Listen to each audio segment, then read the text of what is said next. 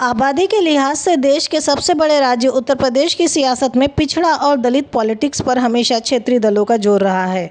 OBC खासकर यादव और अल्पसंख्यक वोट बैंक को हमेशा समाजवादी पार्टी के साथ माना गया, तो दलित वोटर्स बहुजन समाजवादी पार्टी के साथ रहे।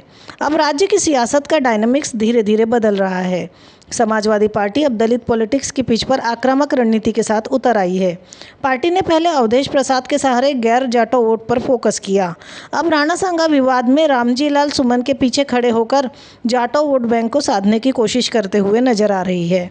बता दें, साल 2014 के लोकसभा चुनाव के बाद जहां गैर यादव ओबीसी के बीच बीजेपी सबसे बड़ी पार्टी बनकर उभरी थी, तो वहीं समाजवादी भी यादव और मुस्लिम समीकरण को लेकर आगे बढ़ते हुए पीडीए यानी पिछड़ा दलित अल्पसंख्यक के फार्मूले पर आगे बढ़ रही है। पिछड़ा और अल्पसंख्यक वर्ग में कभी समाजवादी पार्टी की पेठ बहुत मजबूत रही। ऐसे में अखिलेश का फोकस दलित वोट पर है।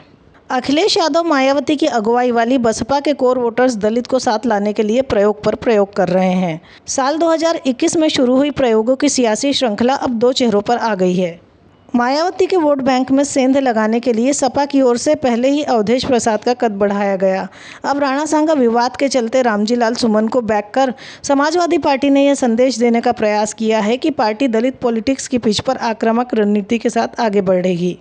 साल 2024 में भी लोकसभा चुनाव में सपा ने पीडीए का नारा बुलंद किया था और ये प्रयोग उनके लिए सफल साबित हुआ, क्योंकि 2024 में ही उसने यूपी में सबसे बेहतर प्रदर्शन किया और लोकसभा की 37 सीटें जीती।